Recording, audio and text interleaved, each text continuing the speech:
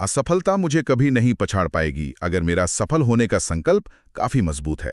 Doctor APJ Abdul Kalam के इन्हीं शब्दों के साथ आज की इस खास चर्चा में आपका स्वागत है।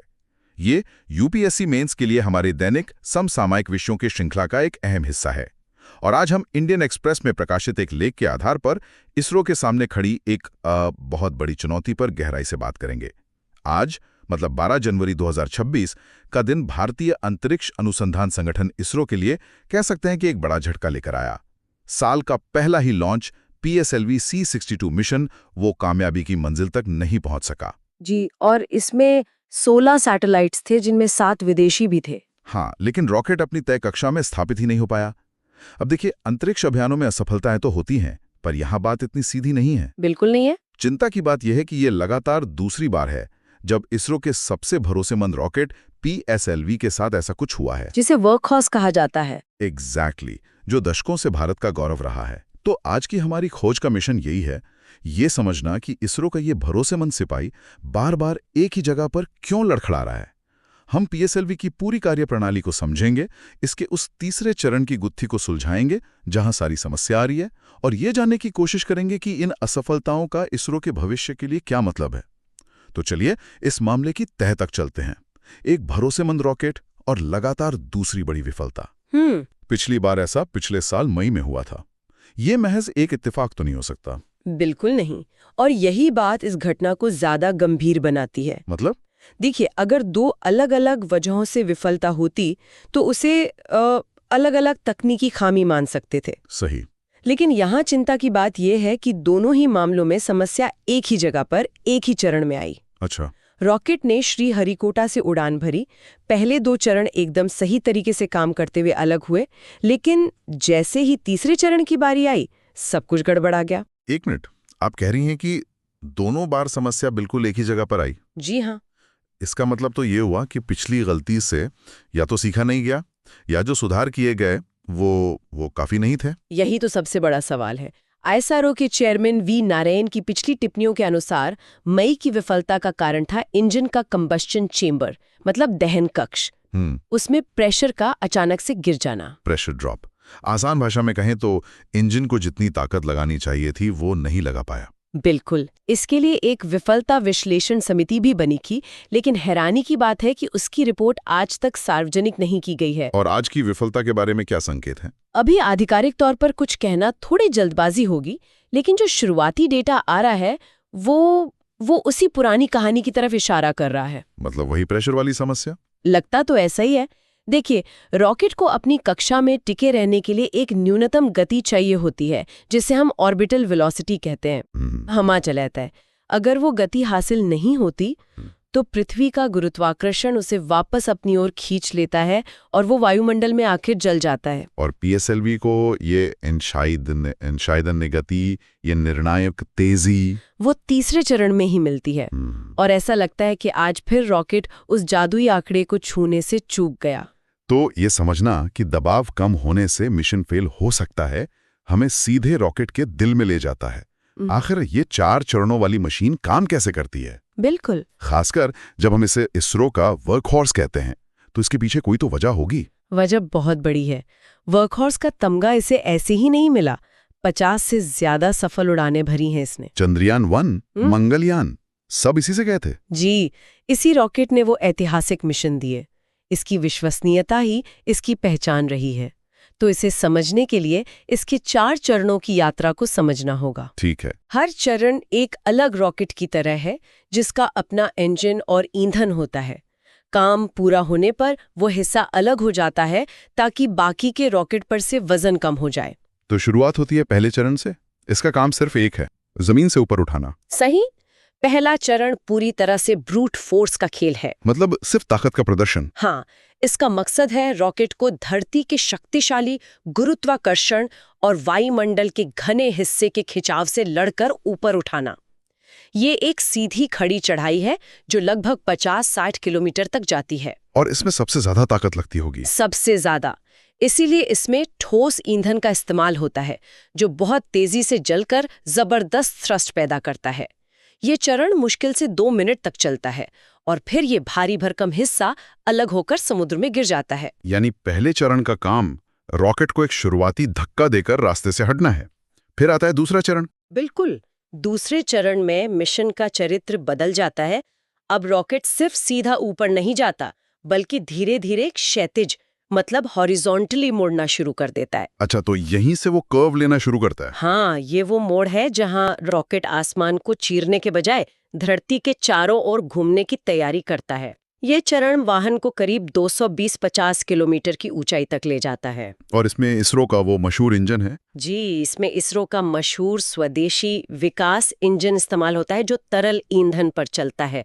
तरल ईंधन से इंजन पर बेहतर नियंत्रण मिलता है। और रफ्तार का क्या? यहां तक पहुंचते पहुंचते रॉकेट कितना तेज हो चुका होता है? दूसरे चरण के अंत तक रॉकेट की गति लगभग 14,000 किलोमीटर प्रति घंटा हो जाती है। 14,000? सुनने में बहुत ज्यादा लगता है, लेकिन कक्षा में बने रहने के लिए ये भी काफी नहीं है। उसे अभी भी पृथ्वी का गुरुत्वाकर्षण खींच रहा है। और उसे इससे बचने के लिए और रफ्तार चाहिए? बहुत ज्यादा रफ्तार चाहिए। और यहीं पर आता है हमारा असली किरदार, तीसरा चरण, जो बार बार विलन बन रहा है। हाँ, अब यहाँ चीजें वाकई दिलचस्प हो जाती हैं। तीसरे चरण को आप एक 100 मीटर के स्प्रिंटर की तरह समझ सकती हैं, जिसे रेस के आखिरी हिस्से में अपनी पूरी ताकत झोंकनी होती है।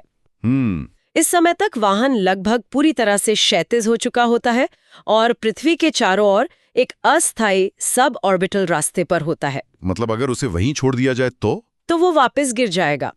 कक्षा में बने रहने के लिए उसे अपनी रफ्तार लगभग दोगुनी करके 26,000 से 28,000 किलोमीटर प्रति घंटा तक ले जानी होती है। दोगुनी? जी, ये काम तेजी से गति बढ़ाने मतलब रैपिड एक्सेलरेशन का है, और इसके लिए फिर से ठोस ईंधन का इस्तेमाल होता है, जो बहुत कम समय में जबरदस्त धक्का दे सके। 28,000 किलोमीटर प्रति घंटा? मैं तो कल्पना भी नहीं कर सकता कि उस रफ्तार पर एक छोटी सी गड़बड़ी भी कितनी बड़ी तबाही मचा सकती है। सही बात है। इसके बाद तो बस आखिरी काम बचता होगा, चौथे चरण का। हाँ, चौथा चरण एक तरह से फाइन ट्यूनिंग का काम करता है। मतलब सैटेलाइट को उसकी सही जगह पर पार्क करना। बिल्कुल। इसका काम सैटेलाइट को उसकी बिल्कुल सटीक निचली पृथ्वी की कक्षा यानी लो अर्थ ऑर्बिट में स्थापित करना है। ये एक डाकिये की तरह है, जिसे सही पते पर चिट्ठी डालनी होते हैं। और इसके लिए सटीकता चाहिए, ताकत नहीं। एग्जैक्टली। यहाँ बहुत ज्यादा सटीकता की जरूरत होती है, इसलिए इसमें फिर से तरल ईंधन का इस्तेमाल होता है, जिससे इंजन को धीरे धीरे चलाकर सैटेलाइट को सही जगह पर छोड़ा जा सके। इस चरण के पूरा होते ही मिशन सफल माना जाता है। तो चलिए अब इस तीसरे चरण, इस अक्लीज हील पर जूम इन करते हैं। हमने समझा कि इसका काम रॉकेट को स्प्रिंट जिताना है, लेकिन ये इतना मुश्किल और नाजुक क्यों है? इसके पीछे की जो फिजिक्स है वो काफी आकर्षक है। जैसा मैंने कहा, इसमें ठोस ईंधन इस्तेमाल होता है। जब ये ईंधन जलता है तो ये बहुत तेजी से गर्म गैसों में बदल जाता है। ये गैसें एक बंद चेम्बर, जिसे कंबशन चेम्बर कहते हैं, में इकट्ठा होती हैं, जिससे वहां दबाव आसमान छूने लगता है। ठीक है। फिर इस अत्यधिक दबाव वाली गैस को एक छोटे से नोजल के रास्ते बाहर फेंका जाता है। न्यूटन के तीसरे नियम के अनुसार गैस जितनी तेजी से पीछे निकलती है, रॉकेट को उतना ही शक्तिशाली धक्का आगे की ओर मिलता है। मतलब ये एक गुब्बारे की तरह है, जिसमें आप हवा भरकर छोड़ते हैं तो हवा पीछे निकलती है और गुब्बारा आगे भागता है। बिल्कुल सही। जितना ज्यादा दबाव उतनी तेज रफ्तार।